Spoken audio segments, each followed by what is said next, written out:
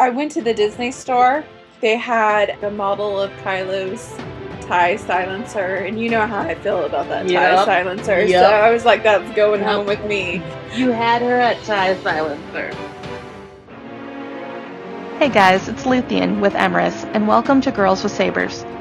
Again, we want to thank you for the encouragement to do live podcasts, but first, we still have some previously recorded and edited ones that we'd like to release, so you're going to have to stick with us a little bit longer. This particular podcast starts the series on Kylo Ren, aka Ben Solo.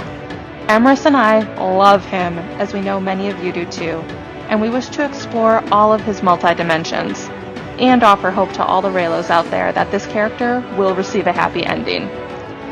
If you feel the same way and haven't subscribed yet, subscribe to us already and click on that bell icon so you get all the podcasts and videos in this series.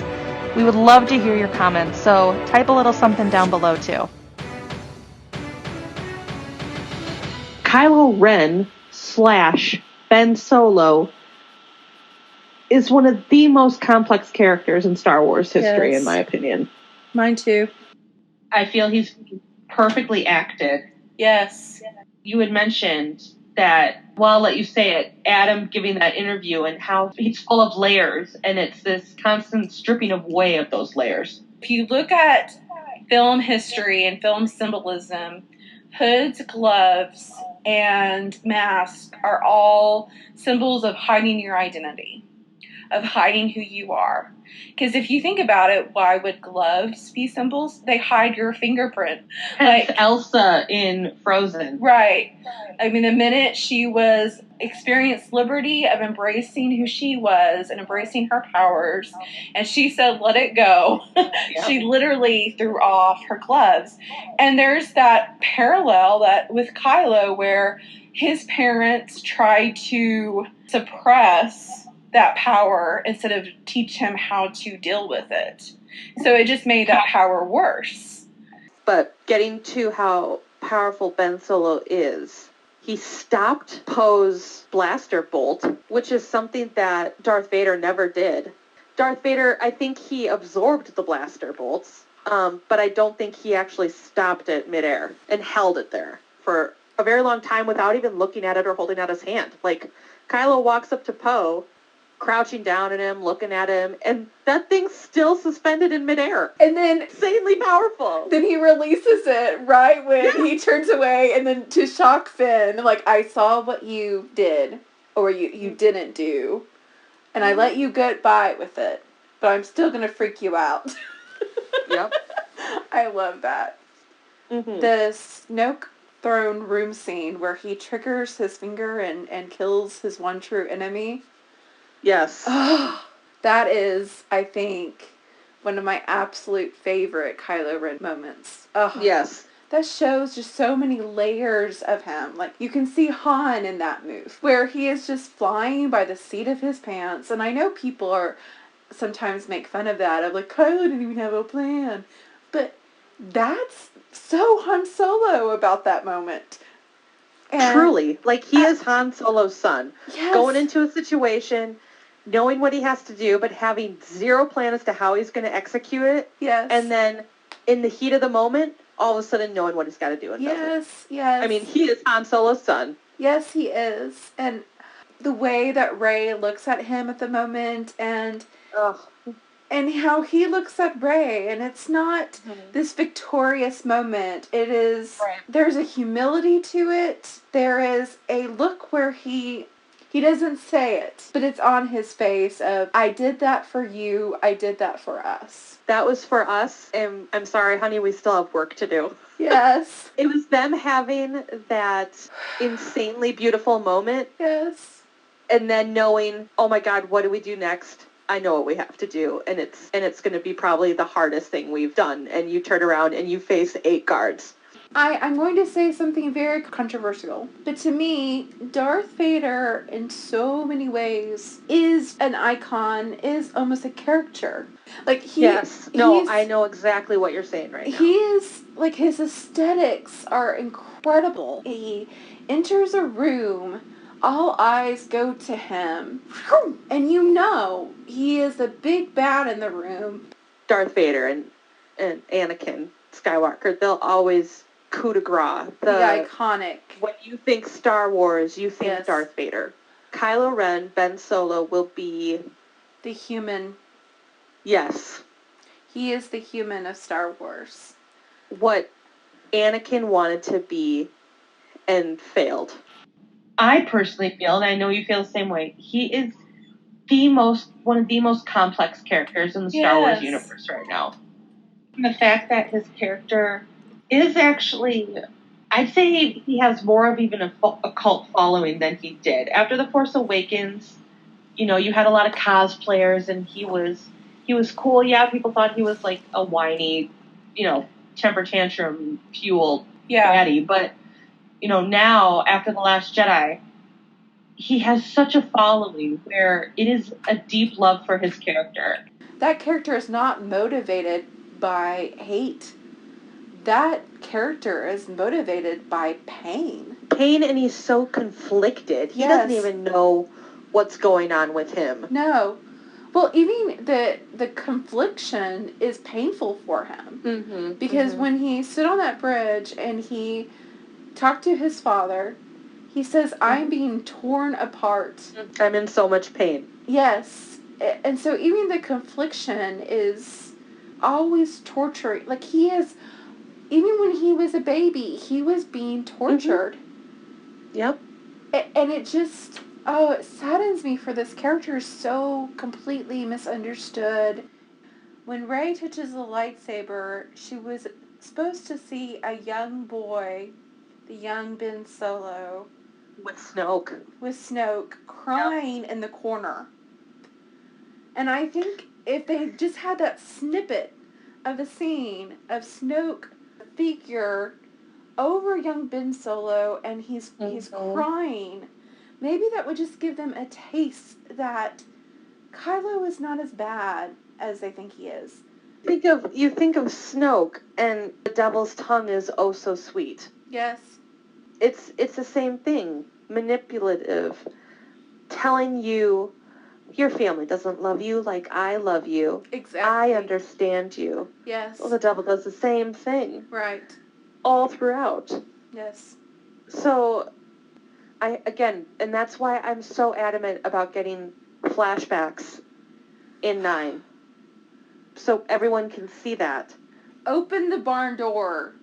Right? J.J. Abrams. Wide no open, more folks. settle. Wide no open. more settle. Nothing settle. Nothing set for the book. No more subtleties anymore. You need to open the bar door and allow the cows to roam free. In fact, just rip it off the hinges. Yes. Please. There is this Lipreader that is amazing that can interpret Kylo Ren and what he says under his breath, and he says many, many things. Trauma victims will often speak under their breath as a way of comforting themselves. And the two most heart-wrenching lip-reading moments... I know what you're going to say, and I'm going to start crying. ...is when Ben kills Han. The last thing he says to him, right before Han strokes his son's cheek for the final time, he says, I love you. I love you, Dad. Or I love you, Han. And if you believe that Ben should die or Kylo should die because he killed his father, let me just say that is not what Han or Leia or Luke want. That would mean that Luke died for nothing and that Han died for nothing, because both of them sacrificed their lives for Ben Solo to live again. Yes. Because and as far as Han goes, he would have gladly given his life if it meant that his son could come back. Yes. Gladly. Any parent would. Anyone who has any parental instincts would. Yes. There's, even, again, it's in the novel. He even says, when he puts his hand on his son's cheek, he thinks of his lovely, beautiful princess, Mm-hmm. He thinks of the fun that he had with Chewie on the Falcon. But his last thought was he forgave his son, and he hoped his son forgave him for the mistakes he made in parenting Ben Solo. Seeing him be so seduced to the dark side and feeling like he was not equipped to handle that. And I think that's one of the reasons why Han was an absentee father, is he just didn't know how to help his son. It just overwhelmed him. Like, well, it's how can I help him? I'm not force sensitive. Have the force. And that's what Ben became to him, is someone that had surpassed the father. And if you feel that way as a parent at a very young stage of your child's development, I can imagine how someone like Han would pull back from that responsibility. Oh, yeah. You're right. Seeing his son going through such turmoil and not knowing how to help him and thinking, well, I don't have the force. How am I going to help my son? Well, all you have to do is be present. Yeah. I think fathers, or my dad is very much of a fix-it man. When I come to him with a problem, usually I just want him to listen to me. Men naturally want to fix things, as in like physically fix them. Women are very much comforters and nurturers. Right. About 90% of women are like that. And yeah, I just made that statistic up and it seemed right in my mind.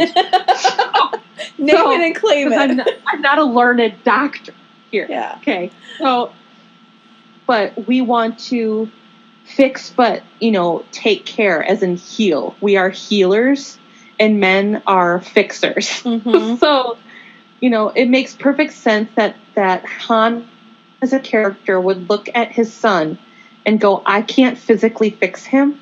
And this is beyond me, and I don't know what to do. And being frightened by that, and what does he do? He's a smuggler, and not that he runs away from situations, but he goes probably the easiest route here. And he talks his way out of many situations. Ben is something he can't talk his way out of, and he doesn't know what to do. He feels like he could be in the creating of the new Darth Vader. Because that's what Leia and Han felt. The fear that if they do a misstep or they go in the wrong direction, they could be responsible. But the fact that they pulled away from their son and sent him to Luke.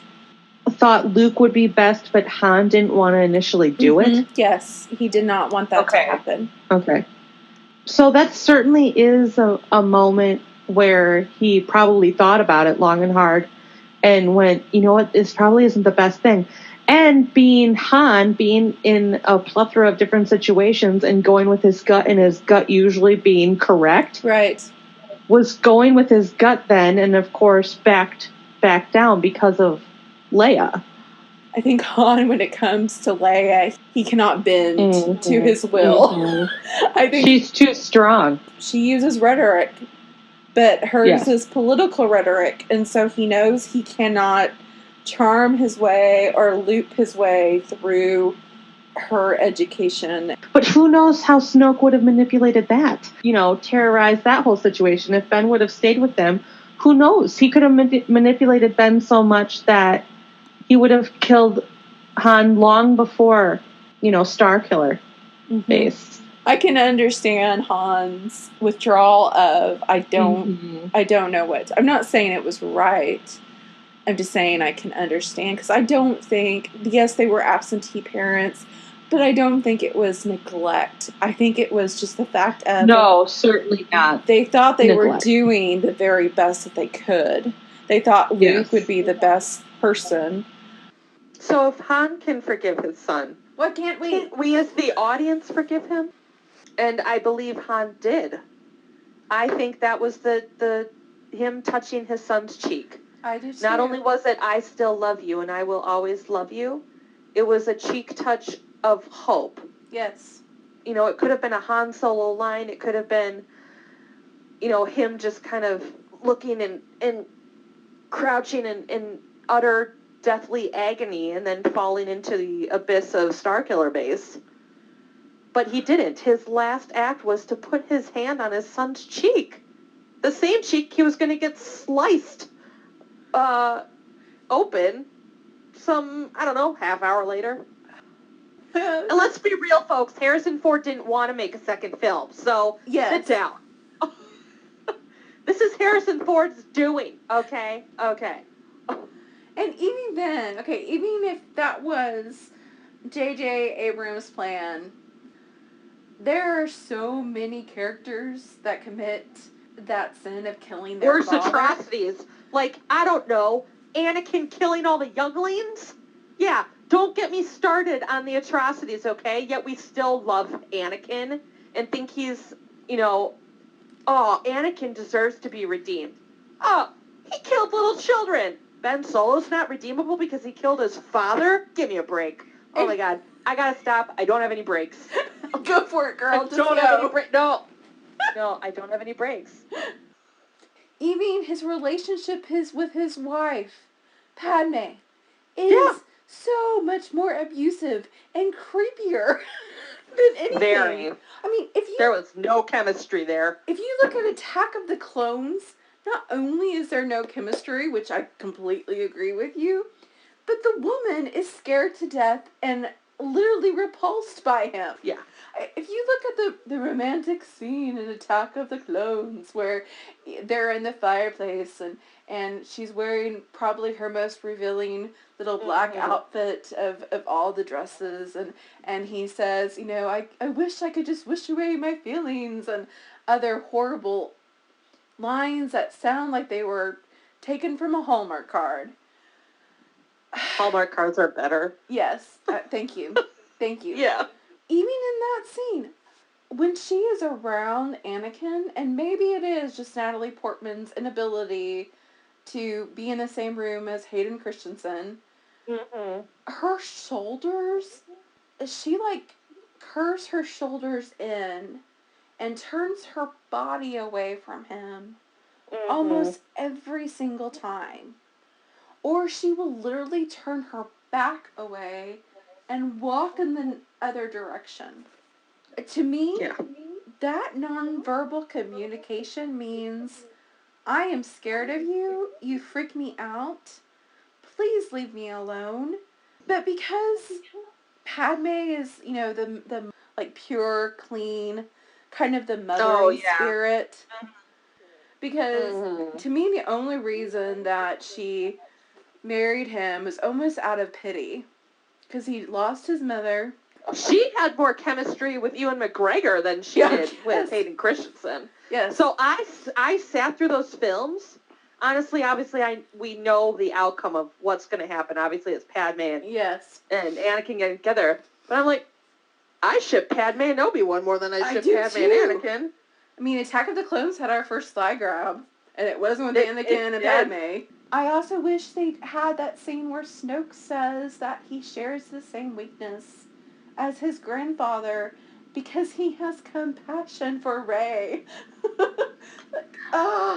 Why? And again, this goes again along the same line as Ben in 9. I hope to God we see more of the stakes she also had to go through. Right. From Ben's perspective. Yes. I hope she gets it about Ben and he gets it about her. So I hope it's another two-way street here.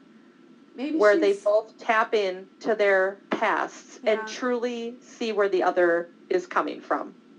Yeah, I hope you're right. I hope people can just see the trauma that these two people went through. Which is why I believe we're going to see Mustafar in 9. And where Snoke's... Which would be freaking awesome! Where Snoke's ring comes from? His black diamond ring? Yep. Mustafar. Yep. And black diamonds, the symbolism of black diamonds are much more than found on the horrible crippled finger of Snoke. Black diamonds are formed by lava cooling. They contain elements of both heat and cool because they trap in the water that keeps the diamond from heating and gives it its crystalline formation. That's what Kylo is. He is divided between light and dark. Two elements. So it is really unscratchable. It's like it can stand, the stone itself can stand against scratches. Yes. And still look perfect as it was first shaped. And it can also stand against weathers and external substances, and most of those things are harmful to other gemstones, but not a black diamond. Right. And guys, I'm going to quickly read this. Yeah. As traditional symbolism, each gemstone has a symbol, and so does the black diamond. So even since centuries ago, the symbolism of black diamond has already been there and believed. Traditional properties allow for close association with passion, action, and energy. They believe that black diamonds are the best surgical tool. And it's like a symbol of self-richness that describes the power and endurance that one has. Right. Crazy! Which it goes to Crait. You know, Crait having all of those crystals, those salt crystals, being a mine. It was an outpost for the Alliance to restore the Republic on the mineral planet of Crait. And you have these purification symbols throughout the trilogy. You have the snow in The Force Awakens, and then you have the white the salt on Crait of Kylo Ren. So Luke projecting himself onto Crait, we get that foreshadowing about what's going to happen. He allowed Ben to get out a lot of anger and resentment and sadness and hate without having to strike him. Kylo disappeared in front of Luke for spite. It's not just that. It was the fact that his uncle terrorized him. The other thing that this amazing lip reader analyzed was on Crait, when Ben sees Luke for the first time, he mouth reads, oh, no worries, you're safe, it's just Luke. Like, he has to calm himself down after he sees Luke again.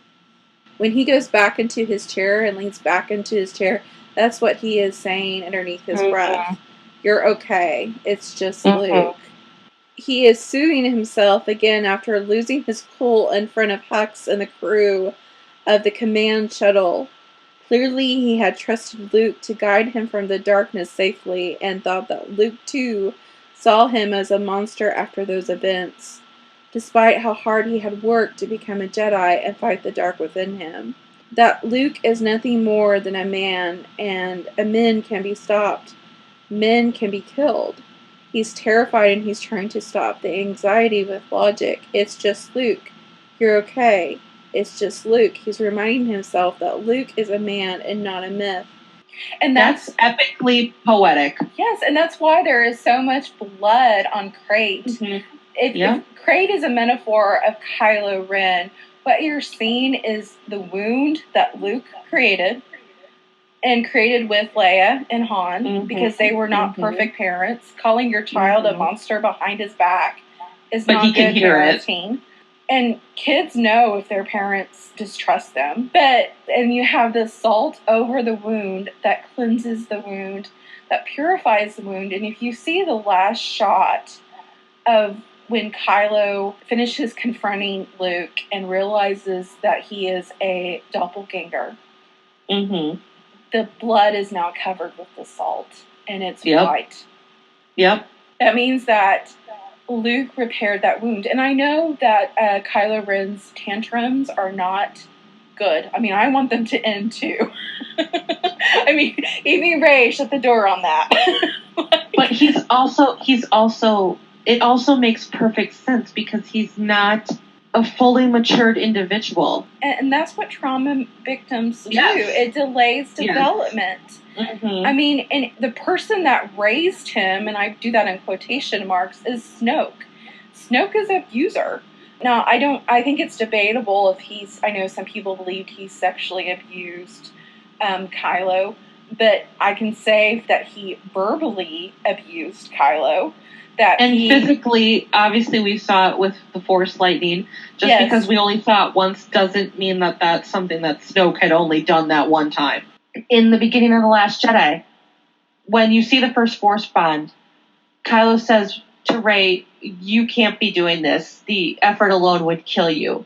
When he slices through Luke on Crait and turns around and realizes, sticks his lightsaber through him, this is a projection. This is going to kill him. And Luke did it anyway. Han walked out onto that bridge in front of his son knowing that he was going to die and did it anyway. Luke projected himself onto Crait knowing he was going to die and did it anyway. Because that's what real love does. It's unconditional.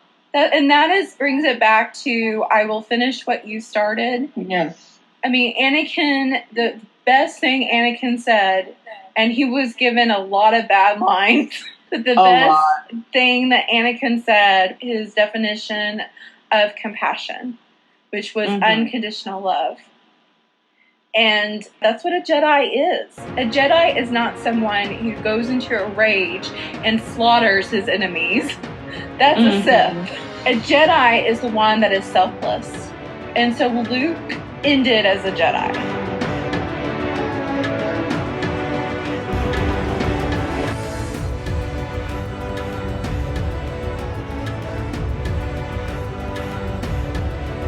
This concludes part 1.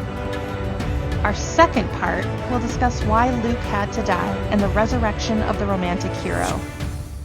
Thank you so much again for liking, commenting, and subscribing.